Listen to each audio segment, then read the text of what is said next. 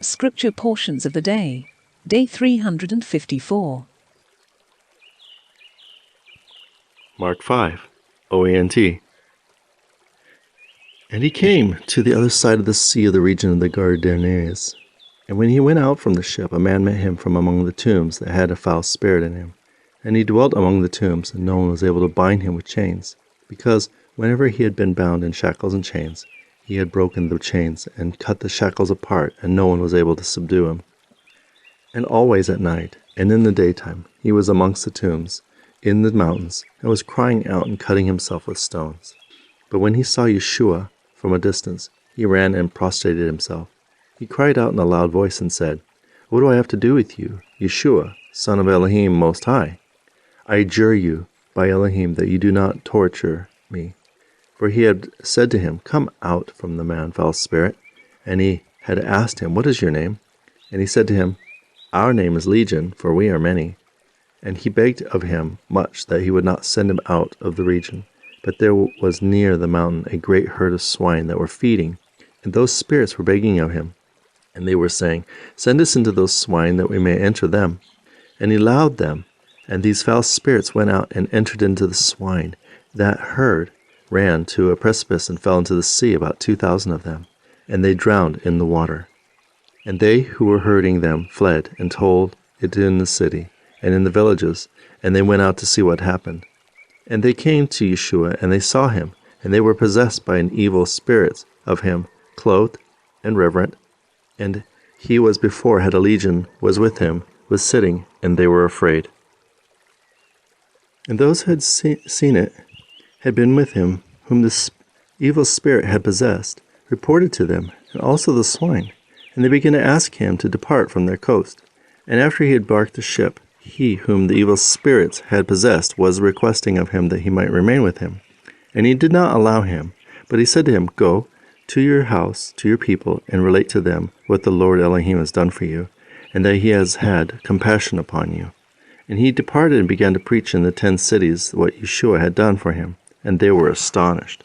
And after Yeshua had crossed in the ship to the other side, great crowds were again assembled unto him while he was on the other seaside. And one of the rulers of the synagogue, whose name was Yorash, came, and when he had seen him, he fell at his feet. And he begged him greatly. And he said to him, "My daughter has become very ill. Come, lay your hand upon her, and she will be healed, and she will live." And Yeshua went on with him, and a great crowd was close to him, and pressing upon him. But there was a certain woman who had a flow of blood 12 years, who had suffered greatly from many physicians, and had spent everything that she had, and she had been helped at all. But she had become even worse. And when she heard about Yeshua, she came in the press of the crowd from behind him, and she touched his garment. And she said to him that, "If I touch even the garment, I will be saved." And at once the fount of her blood dried up, and she sensed in her body that she was healed of her plague.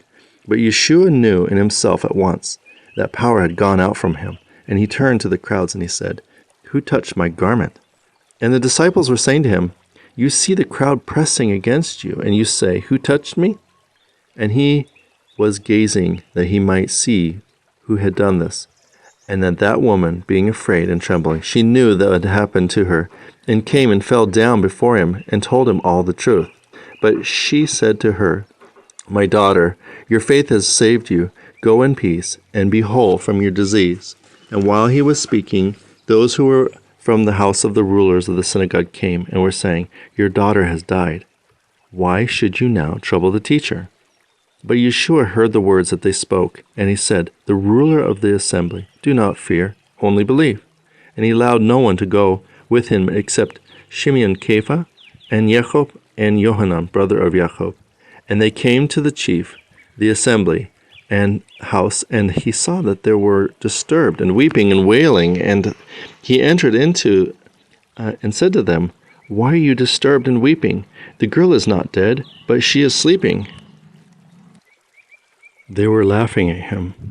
And he took the father and the mother, and the girl, and those who were with him, and he entered the place where the girl was lying.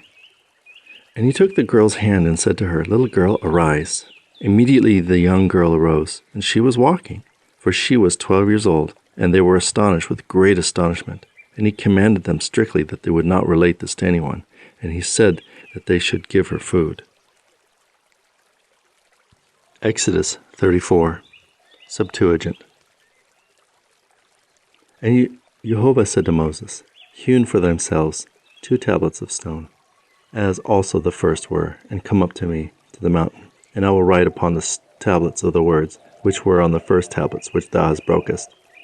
And be ready by the morning. Thou shalt go up to Mount Sinai, and shalt stand there for me on the top of the mountain. Let no one go up with thee, nor be seen in all the mountain. Let not the sheep, the oxen, feed near the mountain. And Moses hewn 2 tables of stone, also the first were. And Moses, having arisen early, went up to the Mount Sinai, as Jehovah appointed him. And Moses took the 2 tablets of stone. And Jehovah descended in a cloud, and stood near him, and called the name of Jehovah. And Jehovah passed by before his face, and proclaimed, Jehovah Elohim, pitiful and compassionate, merciful, long-suffering, very compassionate and true, and keeping justice and mercy for thousands, taking away iniquity and unrighteousness and sins, and he will not clear the guilty, bringing the iniquity of the fathers upon the children and the children's children to the 3rd and 4th generation. And Moses hasted and bowed to the earth, and worshipped, and said, If I have found grace with thee, let my Elohim, Jehovah, go with us, for the people is stiff-necked, and thou shalt take away our sins and our iniquities, and we will be thine. And Jehovah said to Moses, Behold, I establish a covenant for thee in the presence of thy people, and I will do glorious things, which thou hast not done in all the earth, or in any nation, and all the people whom thou art shall see the works of Jehovah, that they are wonderful, which I do with thee. Do thou take heed for all things whatsoever I command thee. Behold, I cast out before your face the Amorite, the Canaanite, the Perizzite, the Chetite, the Evite, the Girgasite, the Jebusite. Take heed to thyself, lest at any time thou make a covenant with the dwellers on the land in which thou art entering, lest it be to thee a stumbling block among you. You shall destroy their altars, break their pieces, their altars, and pillars, and you shall cut down their groves, graven images of their gods shall burn with fire. For ye shall not worship strange gods. For Jehovah Elohim, a jealous name, is a jealous Elohim. Lest at any time thou make a covenant with the dwellers of the land, and they go whoring after their gods, and sacrifice to their gods, and they call thee, and thou shouldest eat of their feasts, and thou shouldest take their daughters for thy sons, and thou shouldest give thy daughter to their sons, and thy daughter shall go whoring after their gods, and thy sons shall go whoring after their gods. And thou shalt not make to thyself molten images or gods. And thou shalt keep the feast of unleavened breads. 7 days you shall eat the unleavened bread, and I shall charge thee at the season of the month of the new corn, for in the month of the new corn thou camest out of Egypt. The males are mine, everything that opens the womb, every firstborn of oxen, and every born of sheep, and the firstborn of an ass thou shalt redeem with the sheep. And if thou wilt not redeem it, and it shall thou pay the price, every firstborn of the son thou shalt redeem. Thou shalt not appear before me empty. 6 days thou shalt work, and on the 7th day shalt rest, and there shall be rest in seed time and harvest. And thou shalt keep to me the feast of weeks, beginning of the wheat harvest, and the feast of ingathering in the middle of the year. 3 times a year you shall every male of thine appear before Jehovah thy Elohim. For when I shall have cast out of the nations before thy face, and shall enlarge thy coast, no one shall desire their land. Wherever thou mayest go to appear before Jehovah Elohim 3 times a year. Thou shalt not offer my sacrifices, the blood, with leaven, neither shall the sacrifices of the feast of the Passover remain until morning. The first fruits of thy land thou shalt put in the house of Jehovah thy Elohim, and thou shalt not boil a lamb in its mother's milk. And Jehovah said to Moses, Write these words for thyself, for on these words I have established a covenant with thee and with Israel.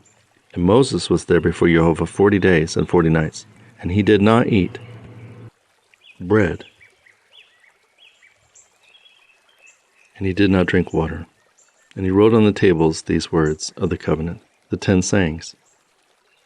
And when Moses went down from the mountain, there were 2 tables in the hands of Moses. As he went down from the mountain, Moses knew not that the appearance of the skin of his face was glorified, when Elohim spoke to him. And Aaron and all his elders of Israel saw Moses, and the appearance of the skin of his face was made glorious, and they feared to approach him. Moses called to them, and Aaron and the rulers of the synagogue turned towards him, and Moses spoke to them. And afterwards all the children of Israel came to him, and he commanded them all things, whatsoever Jehovah had commanded him in Mount Sinai. And when he ceased speaking to them, he put a veil on his face. And whenever Moses went in before Jehovah to speak to him, he took off the veil until he went out. And then he went forth and spoke to all the children of Israel whatsoever Jehovah had commanded him. And the children of Israel saw the face of Moses, that it was glorified. And Moses put a veil over his face, till he went in to speak with him. Nehemiah 4, Septuagint. And now it came to pass when Sanballat heard that they were building the wall, that it was grievous to him, and he was very angry, and railed against the Jews. And he said before his brethren, This is the army of the Samaritan. It is true that these Jews are building their city. Do they indeed offer sacrifices? Will they prevail? And will they this day restore the stones after they have been burnt and made a heap of rubbish? And Tobias the Ammonite came near to him and said to him, Do they sacrifice or eat in their place? Shall not a fox go up and pull down their wall of stones? Oh, hear, O our Elohim, for we have become a scorn, and return thou their approach upon their head, and make them a scorn in the land of captivity, and do not cover their iniquity. But it came to pass, when Sanballat and Tobiah and the Arabians and the Ammonites heard that the building of the wall of Jerusalem was advancing, and that the breaches began to be stopped, and it appeared very grievous to them. And all of them assembled together to come to fight against Jerusalem, and to destroy it utterly. So we prayed to our Elohim, and set watchmen against them day and night, because of them. And Judah said, The strength of the enemies is broken, yet there is much rubbish, and we shall not be able to build the wall. And they that afflicted us said, They shall not know, and they shall not see, until we come into the midst of them, and slay them, and cause the work to cease. And it came to pass, when the Jews who lived near them came, and they said to us, They are coming up against us from every quarter. So I set men in the lowest parts of the place behind the wall, in the lurking places, and I even set the people according to their families, and their words, their spears, and their bows. And I looked and arose, and said to the nobles, and to the captains, and the rest of the people, Be not afraid of them. Remember our great and terrible Elohim, and fight for your brethren, your sons and your daughters, your wives and your houses. And it came to pass, when our enemies heard that it was made known to us, and Elohim had frustrated their counsel, that we all returned to the wall, every one his work. And it came to pass, on the day that half of them that were driven forth wrought the work, and half of them kept guard. And there were spears and shields and bows and breastplates and rulers behind whole house of Judah, even them that were building the wall, and those who carried the burdens were under arms. Each one hand wrought his work, and the other held his dart. And the builders wrought, each man having his sword girded upon his loins. And so they built, and the trumpeters with their trumpets next to him, and said to the nobles and to the rulers and the rest of the people, The work is great and abundant. We are dispersed upon the wall, each at the great distance of his brother. And whatsoever ye shall place, hear the sound of the cornet. Hither gather yourselves together with us, and our Elohim shall fight for us. So we continued, laboring at the work. And half of them held the spears from the rising in the morning till the stars appeared. And at the time I said to the people, Lodge ye every man with his servants in the midst of Jerusalem's, and let the night be watch time for you, and the daytime work time. And I was there, and the watchman behind me, and there was not a man of us that put off his garments. Proverbs 28, Septuagint. The ungodly man flees when no one pursues, but the righteous is confident as a lion. By reason of sins the ungodly men quarrels arise, but the wise man will quell them. A bold man oppresses the poor by ungodly deeds, as an impetuous and profitable rein. So they forsake the law, praise ungodliness, but they that love the law fortify themselves with a wall. Evil men will not understand judgment, but they that seek Jehovah will understand everything.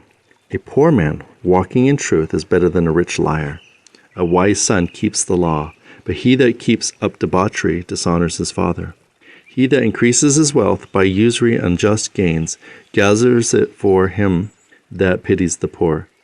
For he that turns away his ear from hearing the law, even he has made his prayers abominable.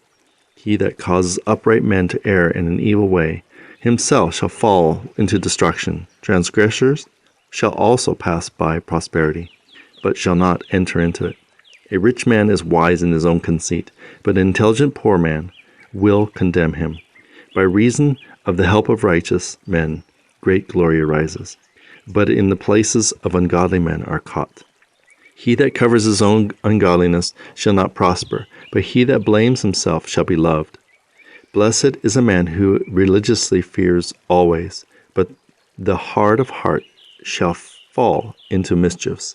A hungry lion and the thirsty wolf is he who is being poor, rules over poor nation.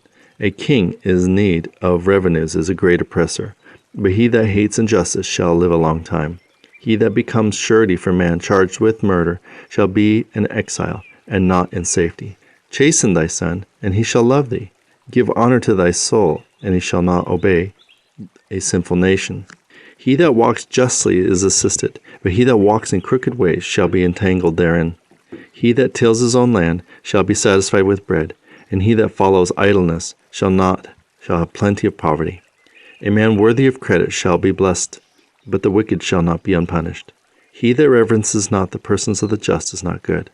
Such a man will sell a man for a morsel of bread. An envious man makes haste to be rich, and knows not that the merciful man will have the mastery over him. He that reproves a man always shall have more favor than he that flatters with the tongue. He that casts off father and mother, and thinks he sins not, the same is partaker with an ungodly man. An unbelieving man judges rashly, but he that trusts in Jehovah will act carefully. He that trusts in a bold heart, such an one is a fool, but he that walks in wisdom shall be safe. He that gives to the poor shall not be in want, but he turns away his eye from him shall be in great distress. In the places of ungodly men the righteous mourn, but in their destruction the righteous shall be multiplied.